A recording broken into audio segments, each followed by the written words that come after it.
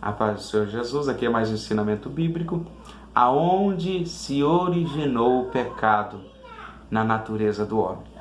Quando Deus criou o homem, Deus viu que era bom. Ele criou o homem com bondade, com justiça. Deus criou o homem conforme a sua imagem e a sua semelhança. Não havia mal algum no homem.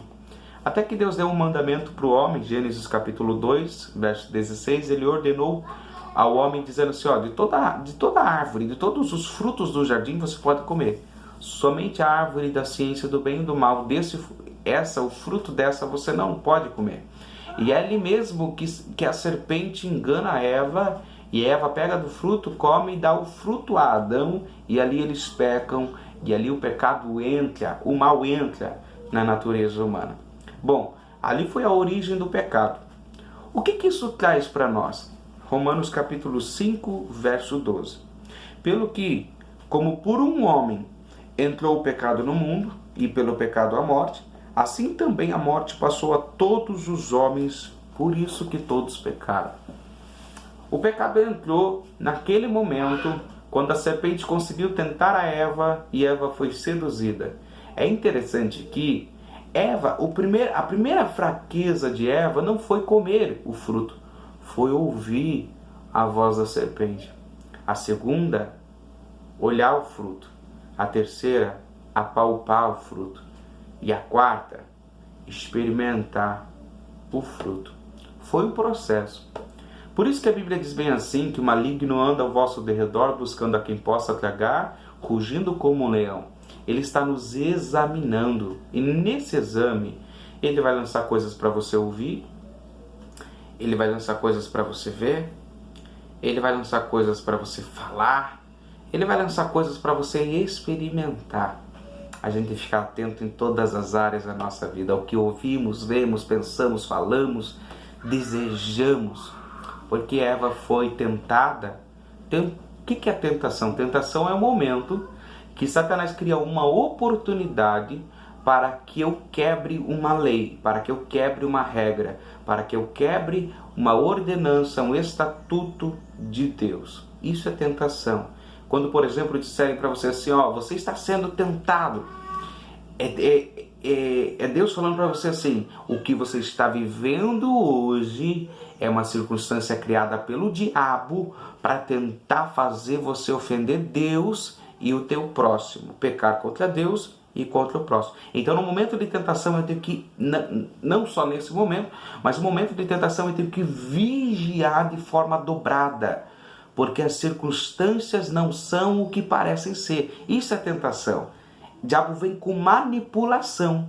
Ele pega a palavra de uma pessoa, faz você entender a palavra de um jeito errado. Um exemplo, faz você entender de um jeito errado, para que você reaja também de forma errada. Então, quando Deus te avisar, você está sendo tentado pelo diabo, preste atenção que tem muita coisa que você vai sentir que não é verdade, vai ouvir e não ouviu da forma certa, pensou, mas não pensou o que era justo, falou ou teve o desejo de falar, mas não era a hora de falar. Então, no momento da tentação, recue e olhe para Deus, porque nem tudo que aparenta ser nem tudo que chegou ao teu ouvido é de fato como chegou. Então você tem que examinar melhor. Como examinar melhor nossa vida no período da tentação? É quando nós olhamos mais para a Bíblia e conversamos mais com Deus e lemos mais a palavra de Deus. A Bíblia diz assim, eu amo esse versículo: lâmpada para os meus pés é a tua palavra e luz para o meu caminho. Satanás traz o quê? Trevas, escuridão, falta de entendimento. Então, se eu estou apegado com a palavra, o Espírito Santo vai usando a palavra para iluminar o meu caminho. E ali eu vou indo, sendo bem sucedido, e na tentação eu vou ser bem-aventurado. A Bíblia diz assim, bem-aventurado o homem que sofre a tentação, porque sendo provado receberá do Senhor a coroa da vida que o Senhor prometeu àqueles que o amam. Outra coisa, tentação gera galardão se eu passo ela da forma correta e justa diante de Deus, obedecendo a Deus. Não adianta passar a tentação murmurando, reclamando, lamentando, esperneando, colocando no status do Facebook, do WhatsApp, a tua angústia, a tua dor, o que fizeram contra você. Não adianta passar tentação, esmurrando as pessoas, falando mal das pessoas, criticando as pessoas. Você está sendo tentado, mas você não vai ser aprovado e não vai receber o galardão se você passar desse jeito. Porque a Bíblia também diz, irmãos, que recompensa nós teremos se nós sofrermos fazendo mal? O mundo também faz a mesma coisa, os publicanos fazem a mesma coisa. Publicanos eram homens que trabalhavam cobrando impostos, que a nação de Israel considerava traidores, até porque eles cobravam impostos da própria nação, o que deveria ser cobrado dos estrangeiros e não dos filhos, não da nação. Bom, quem está sem Deus, quando sofre fazendo mal também. No momento que levar um tapa na cara, vai dar outro. Mas quem está com Jesus, no momento que levar uma na cara, o Espírito Santo vai dizer, dá outro lado também, dá outra face. Tentação é também uma oportunidade de eu agradar a Deus de uma forma espetacular. O céu está olhando para mim. Ninguém é tentado por Deus. Não é Deus que cria circunstâncias para a gente pecar. Ai, Deus está me testando para ver se eu vou pecar. Não. Deus não testa ninguém para o pecado. Deus não vai criar uma armadilha para você. Quem cria armadilhas para você é o diabo. No momento da tentação, os olhos de Deus estão sobre você para te proteger e também para receber de você a adoração através dos teus passos de obediência. Você sabia que a adoração não é só louvor? Louvor é uma manifestação, é um ato de adoração, um dos atos. Mas o meu passo de obediência também é uma adoração. Porque diz bem assim, que recompensa eu vou receber se eu sofrer fazendo mal. O mundo também faz a mesma coisa. Mas se nós sofrermos fazendo o bem, nisso nós temos que se alegrar. Porque isso agrada o coração de Deus. Quando eu faço o bem, no meio da tentação, quando o diabo está ali me perturbando, me oprimindo para eu pecar, e eu faço bem, eu estou agradando a Deus. Então, assim, a origem do pecado se deu lá no jardim, através de Adão, de Eva. Quando Eva foi tentada pela serpente, começou quando ela ouviu e observou o fruto. A gente precisa ficar atento aos nossos sentidos, porque quando Adão caiu, os nossos sentidos ficaram mais apurados. É o que vai dizer lá na carta de 1 João, deixa eu abrir aqui. Glória a Deus. Deixa eu ver se é. 1 João, capítulo 2, versículo 16, de 15. Não ameis o mundo, 1 João, capítulo 2, verso 15. Não ameis o mundo, nem o que no mundo há. Se alguém ama o mundo, o amor do Pai não está nele. Porque tudo o que há no mundo, a concupiscência da carne, a concupiscência dos olhos e a soberba da vida, não é do Pai, mas do mundo. E o mundo passa, a sua concupiscência e a sua concupiscência, mas aquele que faz a vontade de Deus permanece para sempre. Quando o pecado entrou através de Eva e de Adão no mundo, o mundo foi corrompido pela humanidade. O homem, onde ele foi pisando a planta dos seus pés, ele foi contaminando essa terra. E quando o pecado entrou na nossa natureza, nesse corpo mortal, ele gerou um dispositivo de inclinação. O que é inclinação ao mal? Inclinação é tendência. Todos nós temos tendência de ser ruim, tendência de fazer o que não presta, tendência de desagradar a Deus.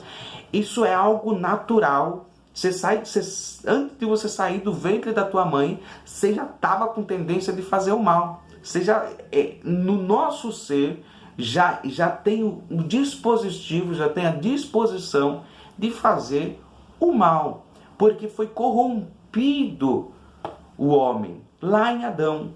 Temos a culpa do pecado de Adão? Não, nós carregamos de Adão a tendência de se comportar como eles se comportaram no jardim. Como eles se comportaram? O primeiro ouviram a voz do diabo, a voz da serpente.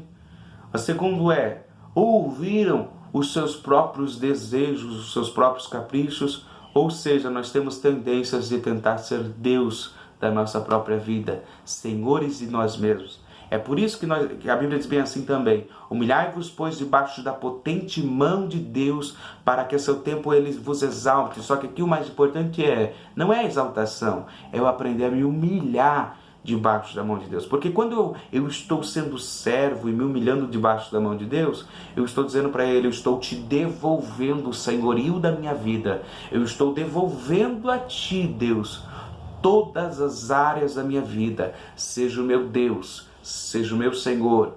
Aqui quando eu li em 1 João, capítulo 2, verso 15, não ameis o mundo, nem o que no mundo há. Por que não ameis o mundo, nem o que no mundo há? Não foi Deus que criou esse mundo? Não foi Deus que criou a terra que está debaixo dos nossos pés? Foi. Só que essa terra está corrompida. Não é mais a imagem do que Deus criou lá atrás. Nem também tem mais a mesma essência que tinha no começo. Nós vemos por tantas tragédias, tantas coisas que acontecem. Deus não criou o mundo com furacão, com tsunami, com terremotos. Deus não criou a terra assim. A terra era cheia de paz e agradável. O jardim do Éden era um paraíso. Você consegue imaginar a tempestade no paraíso? Não. Hoje nós imaginamos, porque ela foi corrompida. Até a natureza sente a consequência do pecado. Bom, e aqui? Não ameis o mundo, nem o que o mundo há. Eu não posso me dedicar, eu não posso amar, eu não posso me apegar às coisas daqui. Por quê? Porque elas não são 100% boas. Elas são enganosas, elas são passageiras. Tudo aqui passa. E muita coisa que está aqui, em vez de nos fazer bem, tem nos feito mal. Se alguém ama o mundo, o amor do Pai não está nele. Não posso me apegar às coisas daqui e dizer que eu amo a Deus. Porque Deus está me dizendo todos os dias que eu não pertenço mais a esse lugar, eu não pertenço mais a essa aparência exterior. Eu pertenço à Nova Jerusalém, eu pertenço ao céu, eu pertenço à glória de Deus, eu pertenço aos átrios do Senhor, espirituais, celestiais. Lá não há corrupção, lá não há mais o corrompimento do meu ser. Lá eu serei perfeito, lá eu estarei na estatura de perfeito varão, não pecarei mais contra o Senhor. Por isso eu não posso amar o mundo, por isso eu não posso aceitar que você ame o mundo. Por isso eu não posso aceitar, como muita gente diz assim: eu não queria que Jesus voltasse hoje, eu tenho que conhecer muitos lugares ainda. Conhecer para quê? Tudo isso é somente uma miragem, é somente um pequeno atrativo a você dar glórias a Deus, olhar para a natureza, glória a Deus pela natureza. Tudo está nos convidando a olhar para Deus. Só que muitos estão começando a adorar as coisas que Deus criou e adorar a si mesmo. Eu tenho que olhar para tudo que Deus fez e quando eu me admirar disso, a admiração tem que me levar a Deus. Não as coisas daqui, não é pegar ao tempo daqui. Bom, verso 16 diz assim: porque tudo que há no mundo, tudo que existe no mundo, a concupiscência da carne, a concupiscência dos olhos e a soberba da vida não é do Pai, mas do mundo. A concupiscência da carne. O que é concupiscência? Concupiscência é forte desejo da carne, o forte desejo de ter conforto, o forte desejo de ser rico, o forte desejo de ter prazer com um companheiro, com uma companheira, o forte desejo de conquistar, o forte desejo de ser, o forte desejo de ir, tudo aquilo que rouba o meu coração e tenta me forçar a fazer.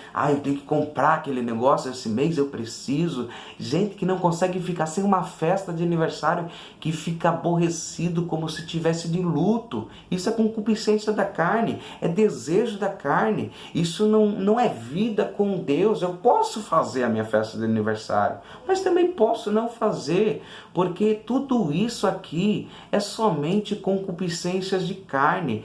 passa, se corrompe, se destrói com o tempo. Eu tenho que vencer os fortes desejos do meu coração, porque o maior desejo do meu coração tem que ser amar a Deus e caminhar com Deus. Se eu não consigo atingir todos os meus outros desejos, não faz mal. Eu tenho que colocar como o maior desejo no meu coração amar o Senhor Deus.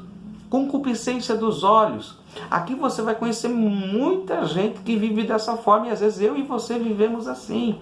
O desejo daquilo que nós vimos, esperamos. Eu posso esperar coisas boas na minha vida. Eu posso desejar que Deus me dê um futuro bom, só que eu não posso andar conforme a minha vista. Eu não posso andar preso ao que eu vejo. Eu estou trabalhando esse ano porque eu vi aquela casa bonita e eu quero ela, e eu fico o ano inteiro correndo atrás disso. Não, eu não posso andar através do que o meu olho desejou. Isso passa, isso é só uma ilusão. Deus pode me dar? Pode, mas isso é do mundo, vai ficar aqui, concupiscência dos olhos. Tem gente que se frustra na casa de Deus porque não alcançou o que os olhos desejou. Melhor do que o que os teus olhos desejou é a tua alma estar recebendo purificação do sangue de Cristo para ser levada ao céu em glória. E a soberba da vida. Como a vida gosta de arrotar as suas arrogâncias. A soberba da vida. Como a vida gosta de tentar expressar que isso aqui vai ser para sempre. Nós criamos família, filhos, nós adquirimos posses, nós crescemos, só que tudo isso não chega nem aos pés do que Deus tem para nos oferecer. Mas ao mesmo tempo que isso não chega nem aos pés do que Cristo tem para oferecer, isso rouba tremendamente o nosso coração. Isso é soberba. Não é do Pai, mas do mundo. E o mundo passa, e a sua concupiscência. Mas aquele que faz a vontade de Deus permanece para sempre. O mundo passa e a sua concupiscência. É aqui que a gente volta lá para a origem do pecado. Por que comer o fruto? Se aquele fruto, quando estivesse sendo comido, ia durar, o prazer de comer aquele fruto ia durar só alguns minutos. É isso que Deus está querendo dizer para a gente desde Gênesis. Adão, por que você vai comer esse fruto? Isso daí só dura no teu paladar alguns minutinhos. O que eu tenho para você é eterno, é comunhão. Deus descia no jardim todas as virações do dia. Todo dia Deus estava lá falando com Adão. E mesmo assim ele preferiu um fruto. E é assim que nós estamos hoje também. Essa é a nossa tendência. Nós trocamos Deus por coisas passageiras e Deus não vai aceitar isso. Nós trocamos um culto de adoração a Deus por uma confraternização carnal com pessoas que não querem saber de Deus, não se voltam para Deus. Pastor, mas a Bíblia diz que Jesus se assentava no meio dos pecadores, sim, para pregar a palavra de Deus. Ele não sentava no meio dos pecadores para ser pecador. Ele sentava no meio dos pecadores para levar as pessoas para Deus. Ele não atendia a concupiscência da carne dele. Ele não atendia a concupiscência dos olhos. Ele atendia a concupiscência não, a vontade de Deus. Então a origem do pecado se deu em Adão. Tendo a origem do pecado em Adão, nós não recebemos a culpa do pecado de Adão, porque aquele que pecar, esse receberá a sua sentença, a sua culpa. O pecado gera morte. O que nós recebemos através de Adão? O corrompimento dessa natureza e a tendência de buscar sempre quebrar regras, mandamentos, sempre de violar as leis de Deus, sempre a tendência de fugir da vontade de Deus. Isso é uma disposição natural em todo ser humano. É aqui que a gente tem que vigiar, porque a Bíblia diz bem assim também em 1 João, e presta atenção nisso. 1 João capítulo 1, verso 8. Se dissermos que não temos pecado, enganamo-nos a nós mesmos e não há verdade em nós. Se todos têm a tendência a pecar, todos vão achar em si sempre algum erro, algum delito contra Deus e contra o próximo. É impossível que a gente não tenha pecado, porque se falarmos que não temos pecado, somos mentirosos. Por quê? Nós estamos dentro desse corpo corrompido e 24 horas por dia ele está querendo nos levar, nos fazer desejar o que afasta de Deus. Às vezes você sabia que até algo religioso você pode buscar de forma carnal? Como, por exemplo, gente que vai e gosta de todos os cultos, mas vai para o culto para arrotar, para ser arrogante, só para dizer que tem uma religião, só para dizer que tem fé. Vai ao culto de forma carnal, não para agradar a Deus, só para dizer, eu vou para a igreja, eu sou fiel à igreja, eu vou em todos os cultos. Soberba, altivez. Mas esse é outro assunto. Então eu posso pecar até dentro das coisas que são de Deus. Deus ensina a vocês que Deus proporcione graça, proporcione crescimento. A origem do pecado lá no jardim, nós recebemos a tendência, mas Jesus pode nos ajudar a vencer essa tendência todos os dias, pelo poder do sacrifício dele na cruz, pelo amor dele por nós, pelo cuidado eterno dele. Deus te abençoe.